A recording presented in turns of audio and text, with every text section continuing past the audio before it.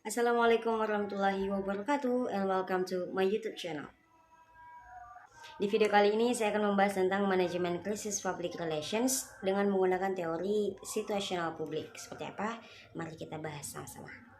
Ya teman-teman, sebelum kita mengulik lebih jauh manajemen krisis itu seperti apa, kita harus tahu dulu nih, krisis public relations itu apa sih sebenarnya ya. Jadi tidak semua krisis itu bisa dikatakan krisis public relations. Boleh dikatakan krisis public relations jika krisis yang terjadi itu bisa merusak citra dan reputasi dari organisasi, perusahaan, atau seseorang di pandangan publik ya. Dan krisis public relations itu boleh disebut juga dengan krisis komunikasi. Ini terjadi juga sebab adanya pemberitaan negatif atau buruk di media yang berimbas terhadap rusaknya citra dan reputasi. Adapun mengenai manajemen public relations, mengutip dari definisi yang diberikan oleh Ruslan dalam bukunya yang berjudul Manajemen Humas di Lembaga Pendidikan. Dia mendefinisikan bahwa manajemen public relations ialah suatu proses penanganan perencanaan, pengorganisasian, mengkomunikasikan, dan mengkoordinasikan yang secara sungguh-sungguh dan rasional pada upaya pencapaian tujuan bersama oleh organisasi yang diwakilinya. Baik, kita beralih ke teori situational of the publics. Secara umum, teori ini mendeskripsikan tentang sikap dan perilaku dari publik terhadap perusahaan atau organisasi. Teori ini bisa digunakan oleh praktisi public relations dalam mengidentifikasi dan membuat kelompok publik berdasarkan persepsi, sikap, dan perilaku terhadap perusahaan atau organisasi, baik terhadap produknya, programnya, maupun saat situasi krisis terjadi. Saya akan memberikan salah satu contoh kasus manajemen krisis yang lagi viral-viralnya beberapa hari yang lalu, yaitu kasus hoaks pelecehan seksual di Universitas Negeri Yogyakarta.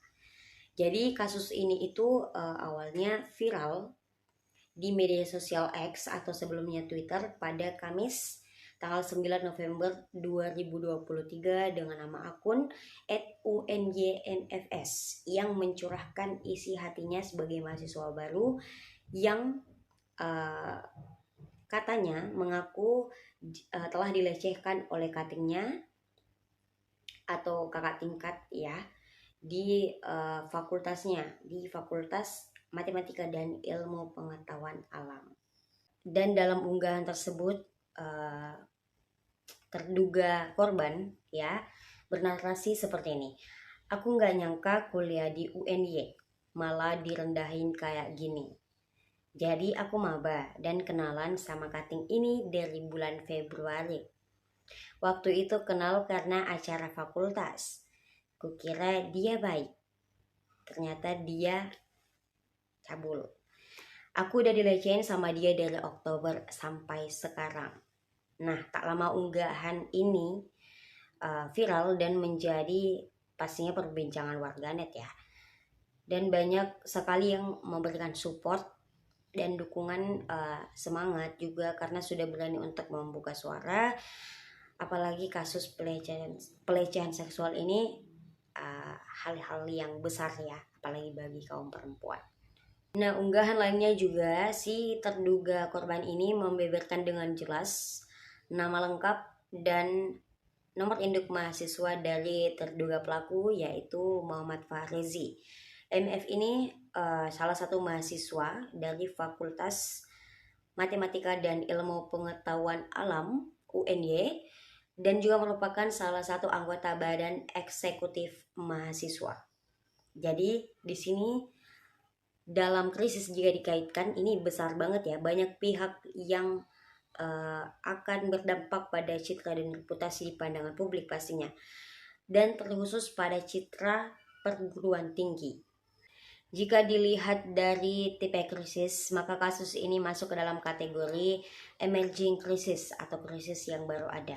Dan emerging crisis itu sangat membutuhkan seorang praktisi public relations dalam meneliti kasusnya lebih jauh, mengumpulkan informasi yang lebih dalam sebelum masalahnya membesar dan mengakibatkan citra dan reputasi dari organisasi atau perusahaan itu menjadi buruk atau negatif.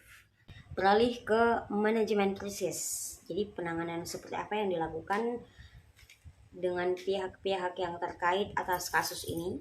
Nah, jadi karena MF itu adalah salah satu pengurus atau anggota dari Badan Eksekutif Mahasiswa, jadi diperlukan untuk BEM juga melakukan respons atau menanggapi kasus ini, dan sudah dilakukan yang diwakili oleh Doni Setiawan selaku Ketua DEM FMIPA UNY 2023 dengan pernyataan untuk yang tertuduh itu memang pengurus BEM seperti pada informasi yang beredar. Informasi yang ada di medsos itu masih bias sehingga perlu adanya konfirmasi, klarifikasi, dan lainnya agar keputusan itu bisa dikatakan lebih fair. BEM juga mengeluarkan surat pernyataan yang berisikan 3 poin, yaitu pertama, akan menindaklanjuti permasalahan yang sedang terjadi dengan netral dan seadil-adilnya.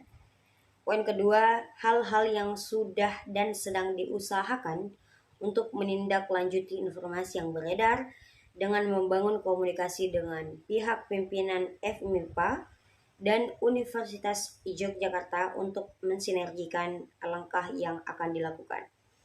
Poin ketiga, segala bentuk tindakan yang akan dilakukan tidak lepas dari pantauan dari pihak pimpinan dan Satgas Kekerasan Seksual Universitas.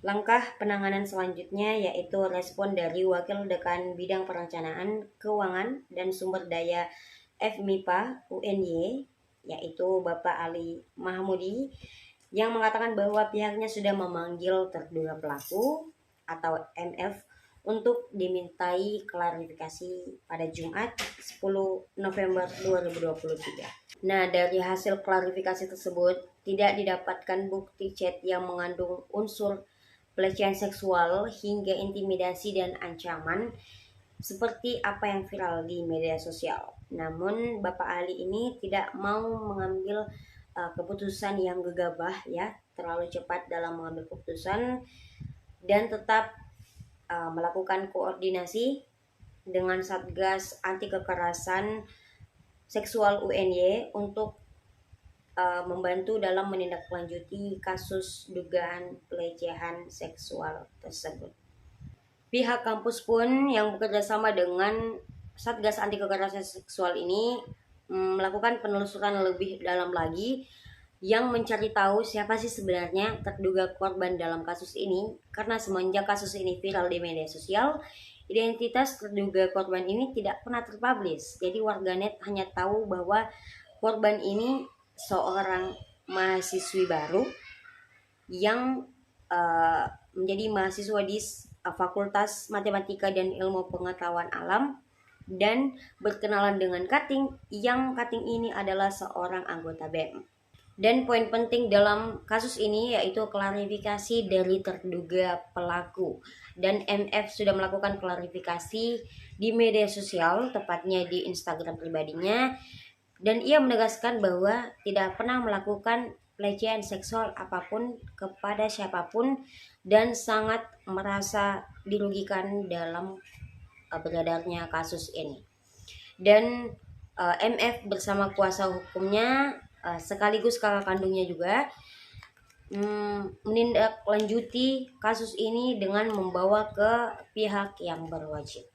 Dari hasil upaya dan usaha penanganan kasus ini, maka ditetapkanlah tersangka yang berinisial RAN berusia 19 tahun juga berstatus mahasiswa. Motif dibalik kasus hoax ini yaitu karena RAN punya rasa sakit hati dengan MF.